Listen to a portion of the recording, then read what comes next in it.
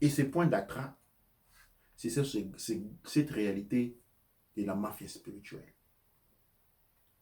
Une réalité redouteuse, puissante. Comment nous en sortir?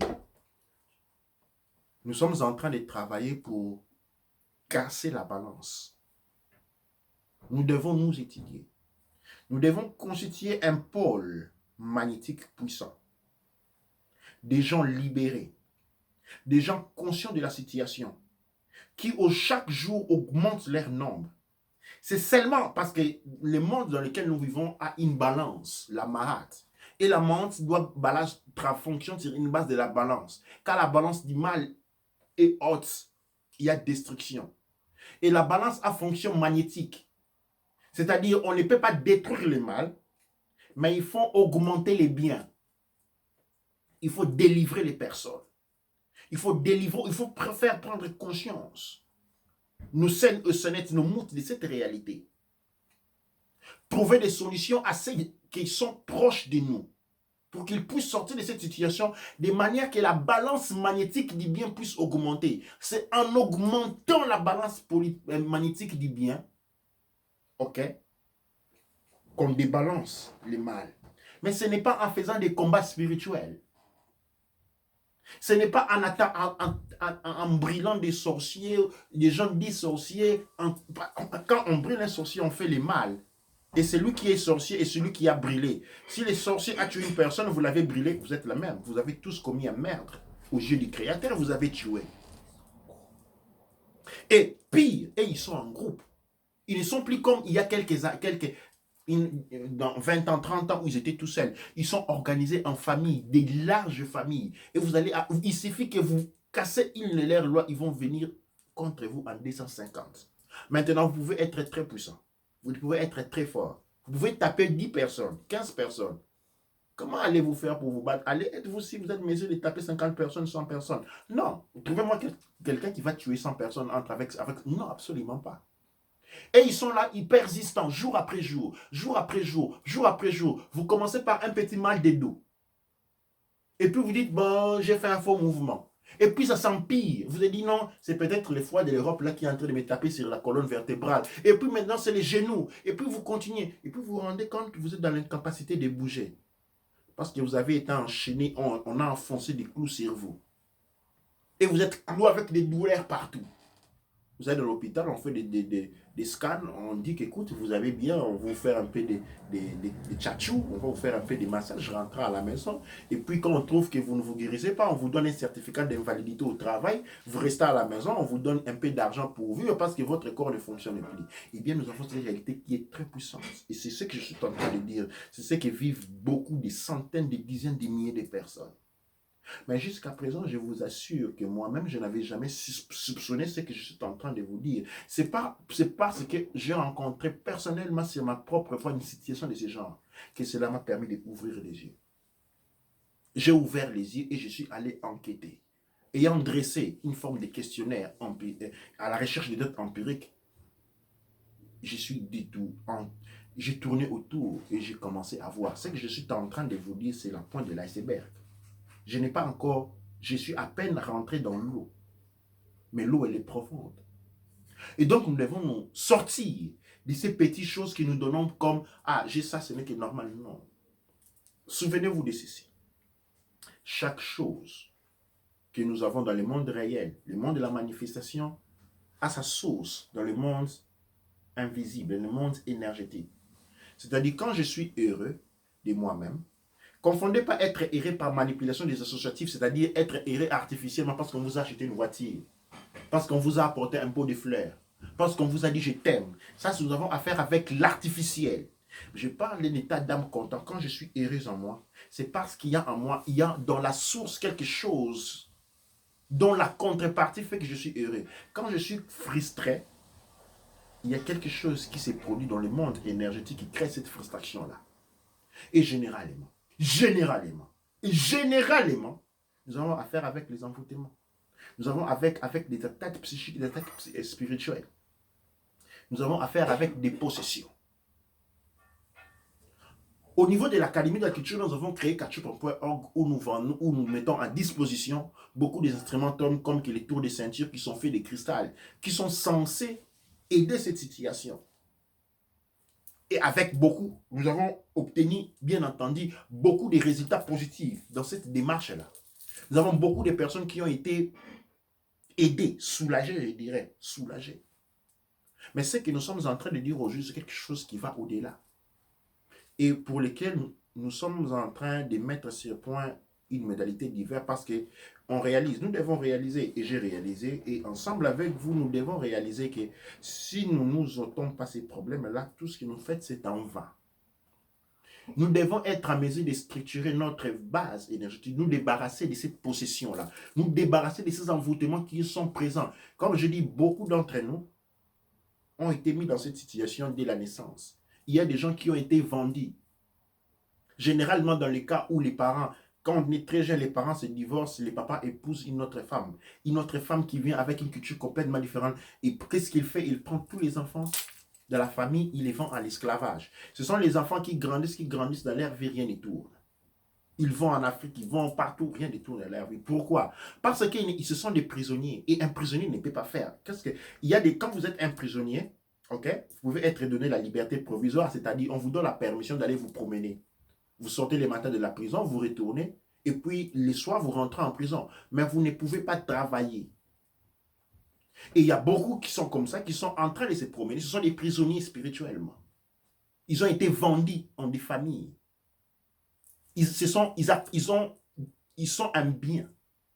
Et ils peuvent se promener. Vous les voyez se promener chaque jour au cours des rues, mais ils ne peuvent rien avoir. Parce que leur identité spirituelle leur interdit de pouvoir avoir quelque chose. Ceci est la réalité des bien des choses. Mais cette réalité constitue la source. Et aussi longtemps que ne sort pas de cette situation-là, toute autre possibilité est difficile. Bien entendu, ceci n'intéresse pas tout le monde, fort heureusement. Il y a des gens qui naissent dans des conditions qui les mettent au loin de cette chose. Mais regardez autour de vous. Regardez autour de vous. Dans votre famille, quand vous dites que vous êtes bien, vous avez l'argent, vous êtes heureux, vous avez la prospérité, c'est combien sur 500 dans votre famille? Si c'est 400, c'est bon. Même 350 personnes dans la famille, c'est 500, qui sont tous dans la prospérité plus absurde, qui sont dans la gaieté, dans la réjouissance, dans la prospérité, dans la santé, dans l'évolution. Alors c'est bon.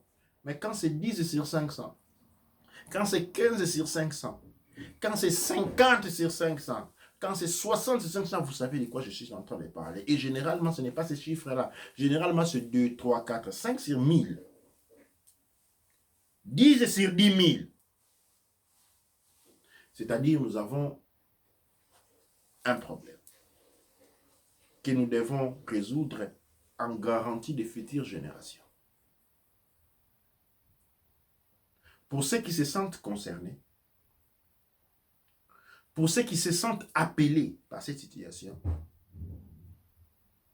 je vous demande de nous rejoindre dans l'Académie de culture noire où nous sommes en train de travailler pour trouver les solutions. Il y a une ligne de solutions qui est déjà en fonctionnement. Et nous sommes en train de travailler pour épandre cette possibilité de délivrance, cette possibilité de libération à plus de personnes. Parce que comme je dis, pour combattre le mal, nous n'allons pas combattre physiquement. Nous n'allons pas aller taper les autres. Taper les autres, s'attaquer aux autres, c'est se convertir au même mal. À la fin, on pense combattre les autres pour le même mal que nous avons nous aussi. Parce que les actes que nous posons définissent ce que nous sommes. Quand on développe la distance pour les autres, les méfaits pour les autres, nous sommes en train de faire la même chose. Ce que nous faisons, c'est plutôt nous convaincre de travailler ensemble et libérer ceux qui sont autour de nous. Libérer le plus possible pour créer une grande force magnétique. Cette force magnétique doit pouvoir grandir au point de changer la balance. L'envoûtement dont je suis en train de parler est une question de terre. Et quand nos terres sont sous le contrôle, quand sur nos terres règne les forces négatives, quand sur nos terres règnent les Chitauri, quand sur nos terres règnent les différentes entités, manifestations extraterrestres, qu'en sais-je, quand les différentes terres règnent toutes ces manifestations capricieuses qui improvisent les uns pour enrichir un, qui opposent des conditions de l'existence, qui mettent les uns contre les autres, qui basent la prospérité des uns sur la destruction et la mort des autres. Vous n'êtes pas en présence des forces du Créateur. Vous êtes en présence des forces usurpataires. Vous êtes en présence des forces chitauriques qui seulement revêtent la peau de l'agneau pour cacher l'air nature des loups. Et en fin de compte, vous allez vous retrouver avec un loup à l'intérieur de la maison. Telle est la nature de ce que je propose aujourd'hui. Je sais que les récits peuvent être justement macabres et choquants. Je suis autant choqué que vous l'êtes. Et seulement, je me dis que après le choc, après il faut travailler dessus. C'est ce que nous sommes en train de faire. Donc je vous invite nombreux à rejoindre l'académie pour ceux qui sentent, qui comprennent le message, parce que le message ne sera pas bien entendu reçu par tout le monde. Il y a ceux qui vont dire, mais écoute, qu'est-ce que ces gens-là rencontrent? Vous devez savoir ceci. Le caractère de l'envoûtement a caractère prohibitif et protectif. C'est-à-dire quand une personne est envoûtée, la première chose ou la première manifestation devant un message de ce genre, c'est il raconte n'importe quoi. Parce que le virus en vous doit se préserver, il doit aussi conserver son habitat. Donc la première manifestation, c'est celui du dégoût, de la haine, des insultes, de la distance. Ah, qu'est-ce qu'il raconte? Du n'importe quoi. Ça, c'est la première manifestation. Et quand vous avez autour de vous quelqu'un qui a cette manifestation, vous avez de quoi il s'agit. Les autres éléments de la manifestation, par exemple, des possessions ou des enchantements, nous avons par exemple la vulgarité. Quand vous avez devant vous quelqu'un autour de la famille, un des amis qui a tendance à être très vulgaire,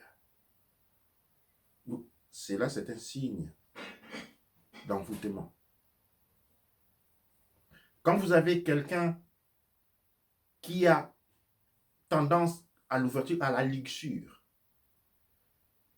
c'est-à-dire à la recherche des plaisirs sexuels, à tout moment et de toute manière, vous avez un autre symptôme de possession et d'envoûtement.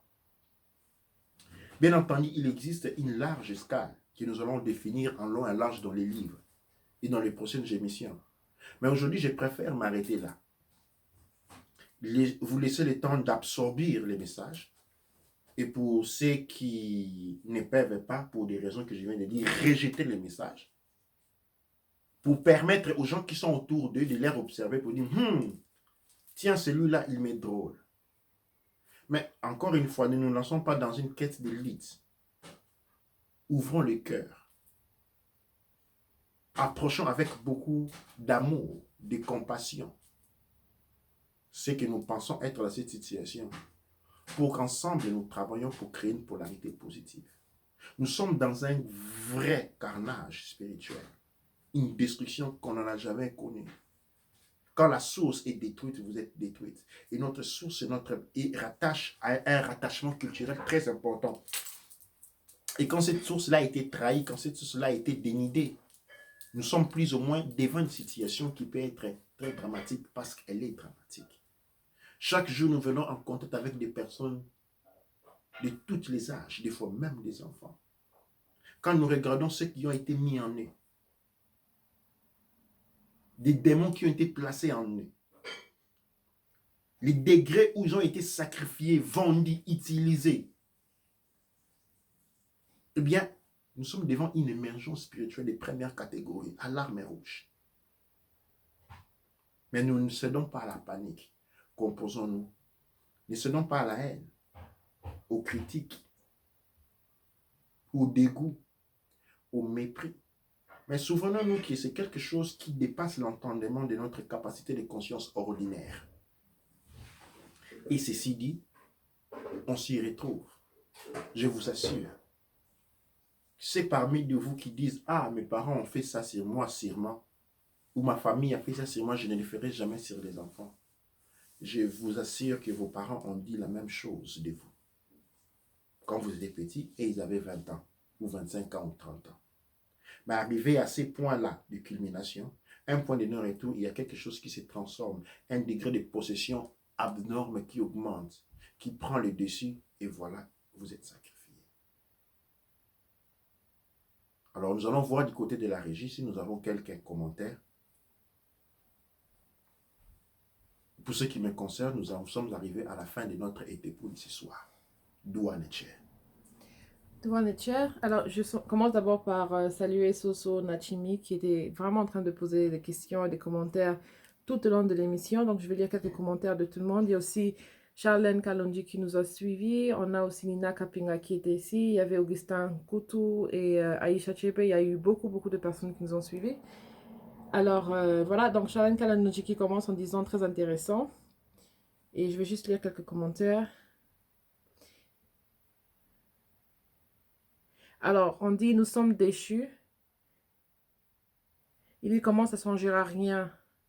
Ça ne changera rien. Je pense que c'est quand on parlait de la violence, ça ne changera rien. Et puis, le mal est facile. Parce que nous ne sommes pas armés psychologiquement. Nous sommes devenus faibles. Il y a Motep encore. Nous sommes complètes. C'est vraiment un envoûtement aussi. C'est un poids lourd pour nous, les serviteurs du mal. Le christianisme et l'islam sont les deux armes de destruction massive les plus silencieux qui divisent, affaiblissent et tuent l'Afrique de Cheikh Anta Diop. Cheikh Anta Diop disait « Faites attention à ce que nos enfants ne soient pas aliénés. » L'Afrique meurt faute de connaissances. Nous devons chercher la guérison. Nous devons partager au max. Nous sommes malades. Il y a beaucoup qui disent mes salutations. Beaucoup de turbulences. Nous devons quitter le monde de matérialisme. Douane Etcher. Tout debout pour le réveil de Kama. Douane Etcher à vous. Et merci pour vos commentaires. Et comme je dis, partagez au maximum. Beaucoup de mesures sont en train d'être prises en ce moment pour limiter notre action, notre élan de réveil. Nous avons déjà connu une limitation au niveau de la plateforme YouTube, où à partir d'aujourd'hui, on ne peut plus faire des émissions live, au moins qu'on ait 1000 personnes subscrites. Alors, je ne demande pas à 1000 personnes de souscrire à notre channel, à notre chaîne. Ce que plutôt je vais ici relever, c'est si YouTube l'a fait, et c'est que très prochainement, Facebook aussi va passer à la même politique, ou peut-être 100 000 personnes, il sera plus possible de faire des vidéos, faire des lives comme nous sommes en train de les faire maintenant. Nous avons au niveau des Kama, au niveau de l'Académie de la culture noire kémétique, notre Sénète Julienne, qui lui, quelques années, a créé un site qu'on appelle, un site qui fonctionne exactement comme Facebook, qui s'appelle Connect2. Connect2 est un programme de gestion informatique et de correspondance exactement comme YouTube, et il a été créé pour nous sortir de la dépendance des réseaux occidentaux. Comme vous voyez aujourd'hui là, YouTube nous a mis dehors, ok? Et je soupçonne que dans les jours à venir, pour bloquer les langues, nous connaissons que les plateformes informatiques, l'informatique est une divinité, est une entité qui est en train de gérer les choses. Nous développerons cela plus prochainement. Aujourd'hui, nous ne sommes pas sur le plan, nous ne sommes pas sur ce sujet-là. Mais nous avons notre CNET, notre CER, notre MOOT a essayé de créer une plateforme Connect2 pour nous essayer de donner un certain paramètre de libération, pour maintenir un certain degré de communication entre nous. Mais le projet a connu beaucoup de difficultés parce que tout simplement tous les Kamites préfèrent YouTube. Et pardon, tous les Kamites préfèrent Facebook. C'est-à-dire, on préfère toujours, comme nous sommes en train de le faire en ce moment nous-mêmes aussi, nous servir des moyens qui nous oppressent au lieu d'accepter les moyens qui nous acceptent. Alors, je vous demande, vous qui nous suivez, vous qui faites partie de l'Académie de la culture noire, de nous transférer sur Connectou pour maintenir, pour grandir. Connectou est quelque chose sur lequel nous avons un contrôle parfait. C'est un autre site à nous. Il fonctionne exactement comme Facebook. Je vous demande de la visiter, de la faire grandir, de contribuer à quelque chose qui soit nous. Un héritage que nous pouvons céder aux futures générations, au lieu de travailler comme dans l'envoûtement, parce que ça aussi c'est un paramètre de l'envoûtement. Le paramètre de l'envoûtement fait que l'on mette beaucoup de l'énergie qui ne nous retourne pas, qui sert aux autres. Et donc déjà sur le plan informatique, nous avons ces paramètres qui lui aussi représentent un degré d'envoûtement. Et dans certains degrés l'élément de l'envoûtement, quand nous prenons conscience de celle-là, quand nous prenons conscience de leur existence et nous sommes en mesure d'en sortir. Et maintenant, comme caution, mesure de prudence, je vous invite déjà à commencer à intégrer Connectou parce que comme YouTube nous a mis dehors, nous serons en train de travailler déjà pour Connectou pour développer des applications qui nous permettent d'entretenir des lives comme nous sommes en train de le faire maintenant, vous et moi. Arrivé à ce point, cher Senet, je vous remercie au nom de Mama Wandobe, au nom de la source ancestrale, non de la source qui nous guide aujourd'hui, pas de la source qui nous corrompt aujourd'hui, parce qu'aujourd'hui nous sommes reliés à une source qui est un Patrix, qui n'est pas une Matrix. Nous sommes reliés à une source qui est une Patrix dont toutes les divinités sont masquées là. Contrôle, oppression, qui entraîne la destruction, la pauvreté, ainsi de suite. Mais je vous salue au nom de la source qui est Mama Wando, mais la source de toutes choses. La dame qui se erge devant le soleil noir dont les rayons sont dorés. C'est en guise de ces grands pouvoirs légués par nos ancêtres que je vous salue.